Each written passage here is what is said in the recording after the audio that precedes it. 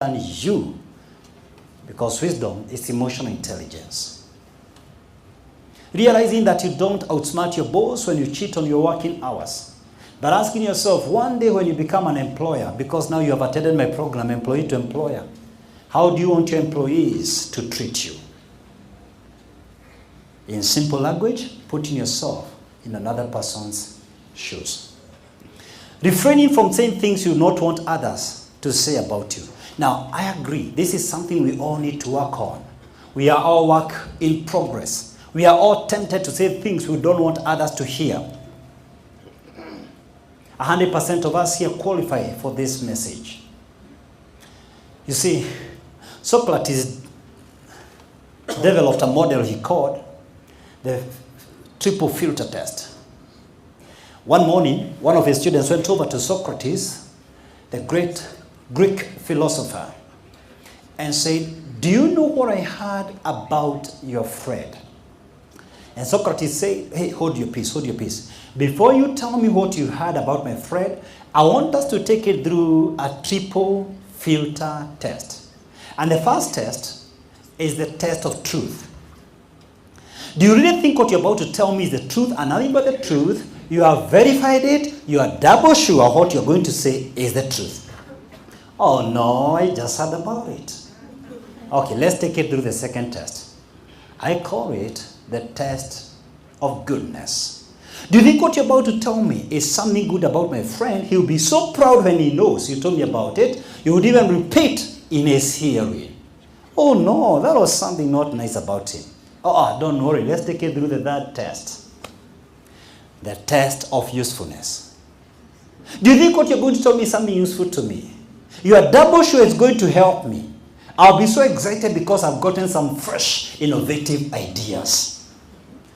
"Oh, no."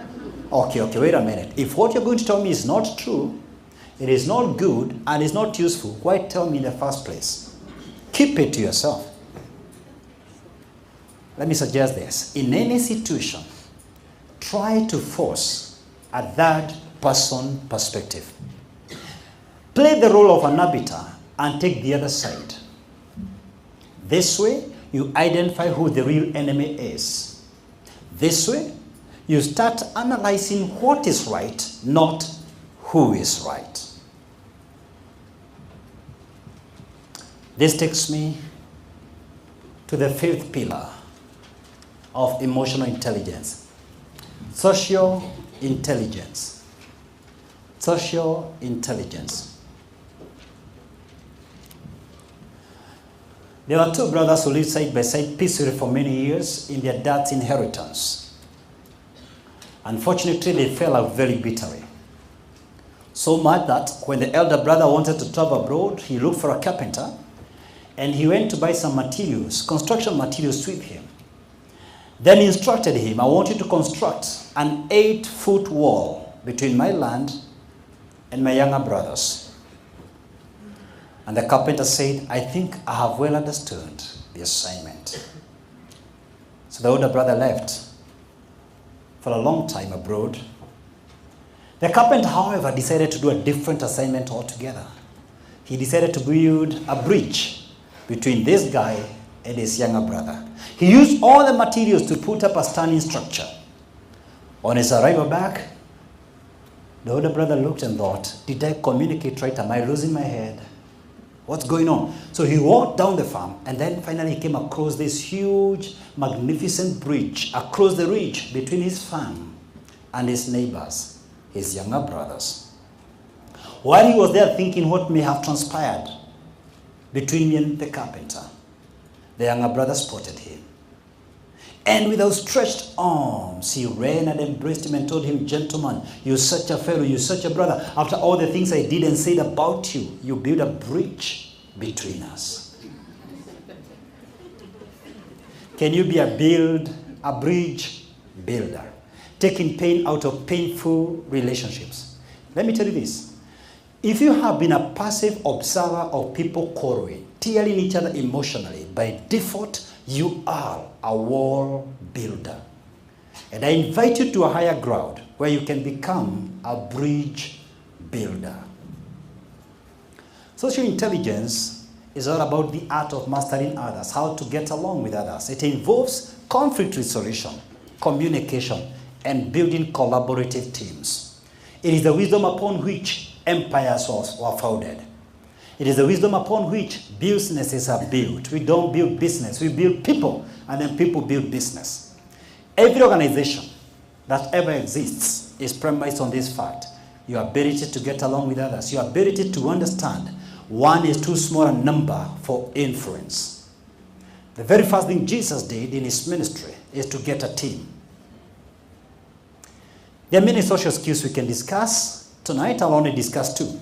One, communication, and two, teamwork. Let's start with communication.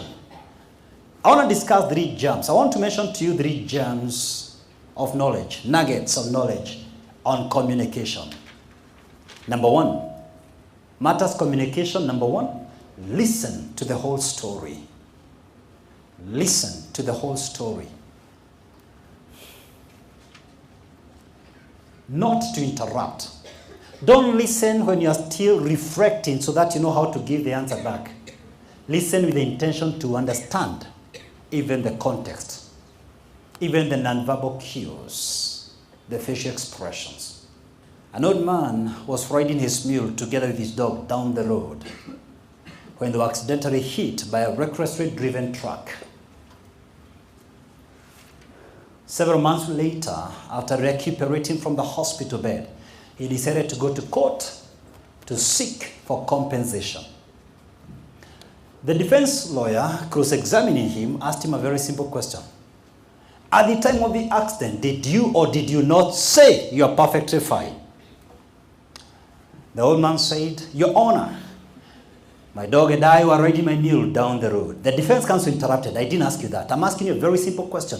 A yes or no question. At the time of the accident, did you or did you not say you were perfectly fine? He replied, Your Honor, my dog and I were riding my mule down the road. The defense counsel interrupted again. Do we defer the case? Are you in your right frame? Are you able to say yes or no? At this point, the magistrate intervened and told the defense counsel, don't interrupt him. Now I've given a ruling. Let's hear his story. So he began, Your Honor, my dog and I were riding my mule one day down the road when this recklessly driven truck hit us, throwing us off to the ditch. The truck driver stopped. He came to where we were. When he saw that my dog was badly injured, he got back to the truck, came back with his rifle and shot it dead. Then he went to my mule and realized that the 2 hind legs were already broken. He picked the rifle and shot it dead. Then he came where I was and asked me, How are you doing? I said, I'm perfectly fine. Listen to the whole story. Point number 2. Be conscious of your audience. Be conscious of your audience. I'll be discussing these things to the motivational speakers who will be coming here on the 18th. I'll spend an entire day with them. This work is too much for any one individual. You are less than 1,000 people here. This city has over 4 million people. We need to raise a huge team to influence this city and this country. 18th of November, I'll be teaching you how I prepare my messages. I'll be teaching you about homiletics, the art of public speaking, hermeneutics, how you dress up for this message, how to ensure there is not a single sentence you make that they can ignore, how to select topics. I'll be teaching right in this place. We'll give you lunch and teas, and we'll also give you a chance to present some speeches here and make corrections. And then I'll form a club out of that called Speakers Club, where I'll be following you up. So you need to sign up if you have not done that. Let's go to number 2. Point number 2, be conscious of your audience. Because the message depends on who you're telling, whether it is the tone, whether it's the choice of your words. Who are you speaking to? There was an elderly couple that went to sit in the moonlight. They were enjoying each other's company. As usual, men like appreciating how their wives look like even when they are old. So the old man looked at the wife and said, Sweetheart, in the moonlight, your teeth look just like pearls. She said, who is Paul? And what were you doing with him in the moonlight? And how come she was even showing you her teeth? Be careful with the audience. Communication, point number 3. Number 3, communication. Are you there? Yes. Avoid using jargons. Speak in a language that the other party will understand.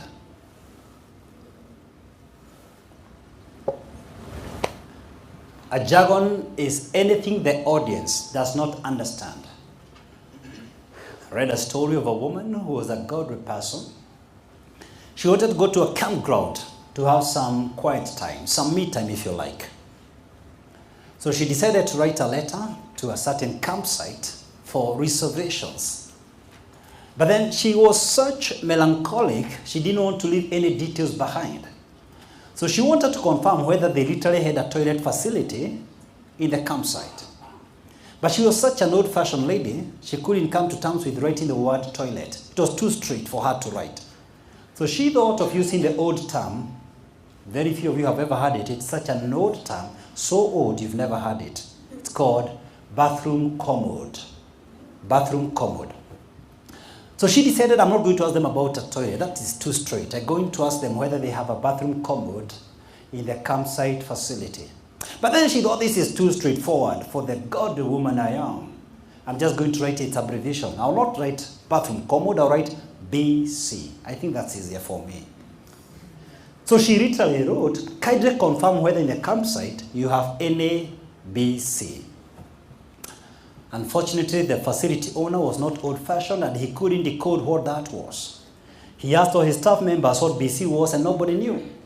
After critical thinking and knowing this is a godly woman, he decided she must be thinking about Baptist church. So he replied, we don't have a BC in the campsite. The nearest is about 9 miles away. I admit that's quite a distance, especially if you frequently go there. Now, the last time I went was 6 years ago. And we went with my wife. And we stood the whole day because it was very crowded. But I think in your interest, it's good for you to know as much as you stay for so long, they allow you to carry food in that BC. And it pains me that I'm not able to go as much as I used to go. You realize with age, you have to be more deliberate, especially during the cold season. Let me also inform you that next week they are going to have a fundraising dinner to raise more seats for the BC. In fact, they are planning the ceremony in the middle of the BC so that everyone can watch it and talk about this great event. Finally, once you come here the first day, I'll be happy to accompany you to the BC and sit with you there the whole day and introduce you to some folks around. We are such a friendly community. End of the letter. Avoid using jargons. Let's go to the second social skill. And my last point tonight. Teamwork. Teamwork. If there is anything that requires serious teamwork, it's climbing Mount Everest. Since the very first successful ascent in 1953 by Sir Edmund Hillary, hundreds of people gather at Nepal or Tibet to dare this stunning mountain of the Himalayan ranges. The top of Mount Everest sits in the higher birds of the troposphere, a section of the atmosphere where winds blow at approximately 175 miles an hour, way above the 156 miles an hour threshold of a Category 5 hurricane. Now, above 7,000 meters above the sea level, the saturation of hemoglobin dramatically plummets. And remember those kind of winds flowing in the jet streams, they call them jet streaks. They race from west to east around the earth, can fatally pummel the climbers. They are extremely fast and wild. So because of the level of oxygen above 7,000 meters above the sea level, what the climbers will do is to make a to and fro progression. For example, they will climb up to 8,000 meters and then go back to sleep at 7,000 meters just for the body to acclimatize. Now, trying to shortcut that process for quick gains, trying to shortcut it to circumvent those to and fro progression leads to a condition they refer to as high altitude cerebral edema, which is brain damage, or worse, high altitude pulmonary edema, which is an illness of the lungs where the lungs get filled with fluids that prevent the transfer of oxygen from inhaled air into red blood cells. If oxygen is not administered to the victim within 6 to 12 hours, they succumb. In fact, since the maiden accident to date, over 290 lives have been lost. Ironically, most of the lives have been lost on the descent, not on the ascent. I think you will remember this. 2 weeks ago, regrettably, there was a Chinese who fell from the cliff of Batian, the highest peak of Kenya. And I need you to note this. He had already peaked. And that's what happens with climbers. He had already reached the top where he wanted to go. And that's why climbers are always warned not to linger too long on that glory land, because they have a very small window to do all that, because the safest window in the Everest is April and May. Granted, in life, we have to see these dangers that are noticed by climbers. So most of us here try it solitary, without the much needed backing of the team. If you are the natural alpha male like me, I urge you today, buy some wisdom from that old African proverb.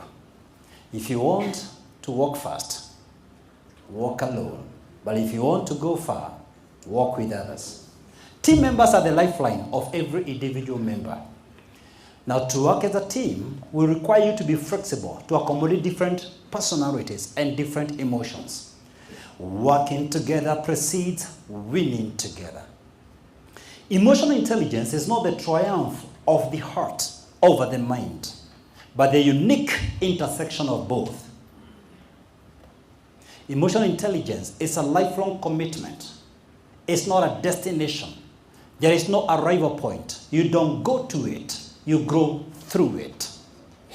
You realize your work in progress and you work towards it. Every single day, you become deliberate and conscious and aware about your emotions, and you use them to your decided advantage. Thank you very much, and God bless you. Have you been blessed by this video? Please like and share with family, friends, and colleagues. Great people are either sources of light or they are mirrors that reflect the light. Be a channel of blessings to others, and hit the subscribe button to enjoy thousands of my videos free of charge.